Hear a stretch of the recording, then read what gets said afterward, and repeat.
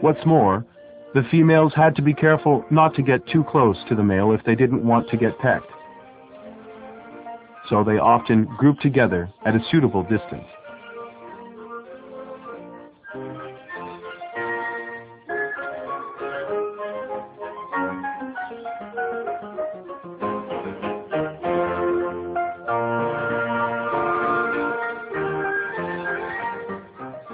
The members of this harem would occasionally chase each other, but on the whole, they seemed to get along well together.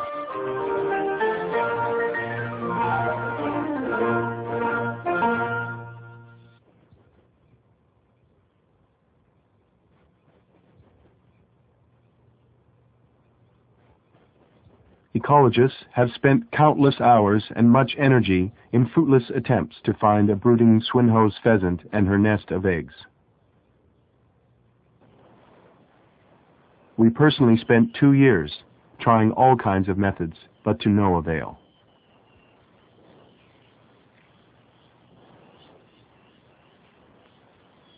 Then, in the 3rd year, when our filming work was nearly complete, we finally managed to capture a pair of Swinhoe's pheasants with the assistance of the park rangers at Yushan National Park.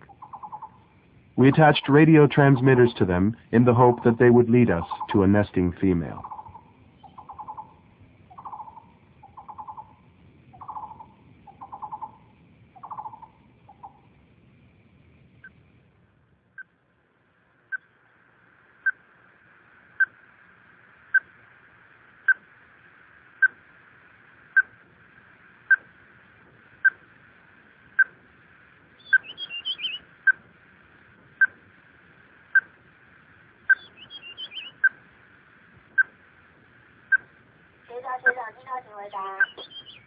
回答你。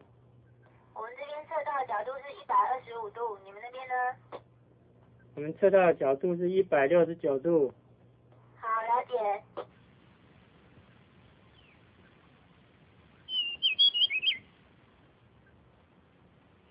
After more than 10 days, we found through radio tracking that the signal from the female remained in one place. So, with the receiver on our backs and hearts filled with hope, we set out to find the female. The stationary signal could easily have meant that the transmitter had fallen off, or even that the female was dead, but we weren't going to pass up on even a 1 in 1,000 chance.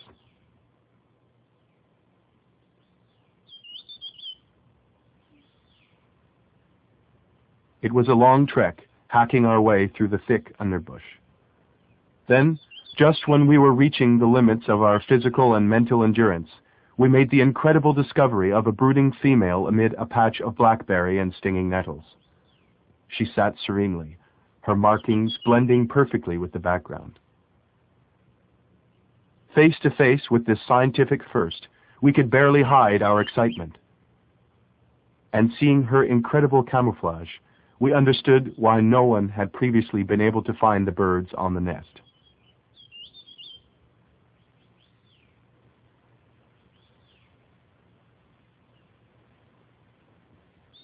We remained by the nest, filming her behavior, and discovered to our amazement that she could sit there peacefully for days without eating or drinking. Her only movement was blinking.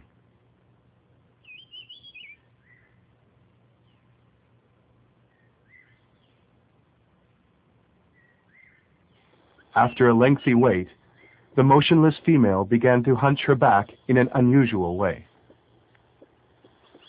Then we heard the faint sound of her first chick.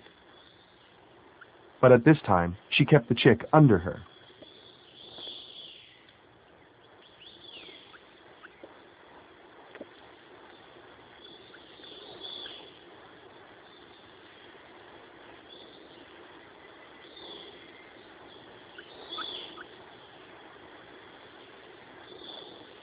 Then, her back-hunching behavior began to increase, and the intervals between bouts began to shorten.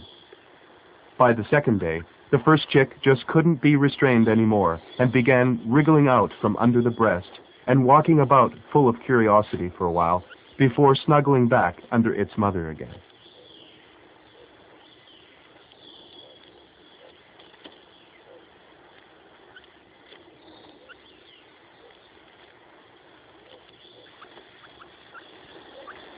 The second and third chicks hatched soon after. In a while, they too were wriggling out from under their mother for a look around and to take an occasional taste of a tender leaf.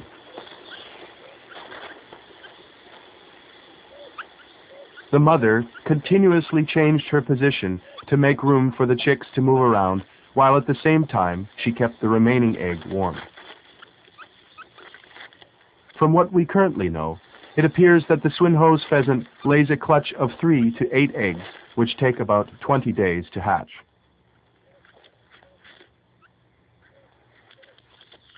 During the more than 2 weeks that we observed her, the mother didn't move a single step away from the nest.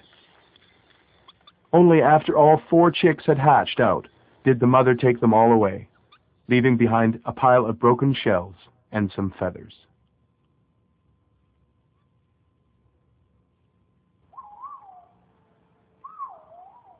It is very difficult to observe the behavior of chicks in the wild because there is so much cover.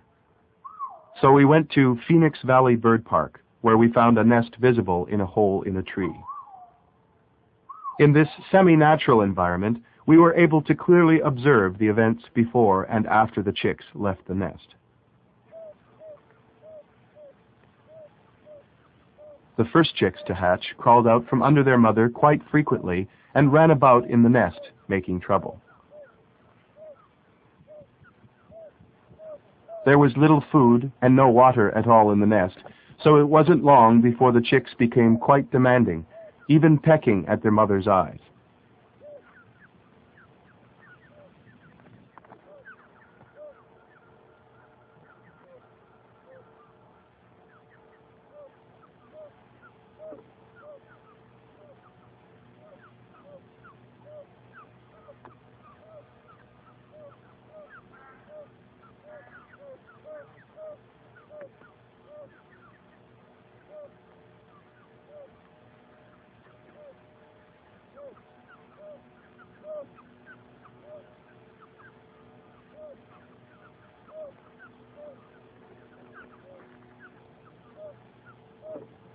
They were constantly chirping, and the mother would continuously call back, as if to remind them that it wasn't time to leave the hole yet.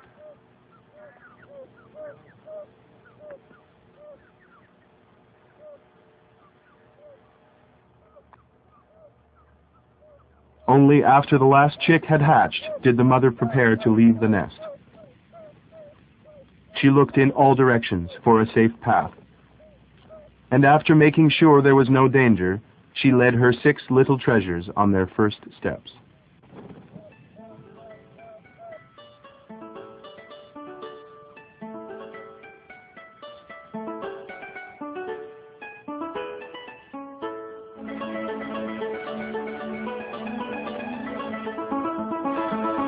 The chicks were able to run around as soon as they had hatched out. They remained close to their mother, jumping bravely off a 2-meter-high branch and passing through some very uneven terrain on their journey into the unknown.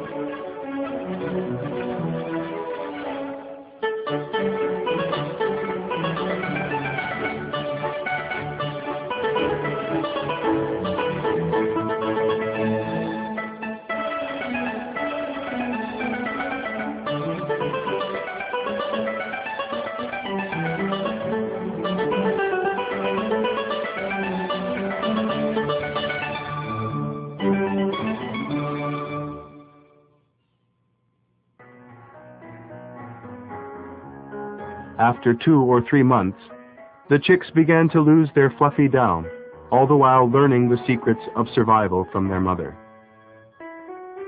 After some weeks, they will leave their mother and fend for themselves, all alone to face Mother Nature's tests, the danger of their natural enemies, and the threat of death.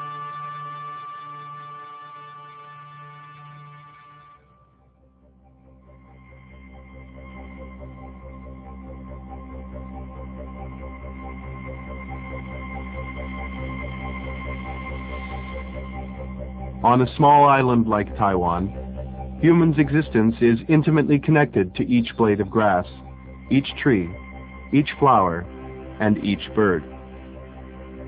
Swinhoe's pheasant is not only our pride and joy, it is a treasure for each and every citizen.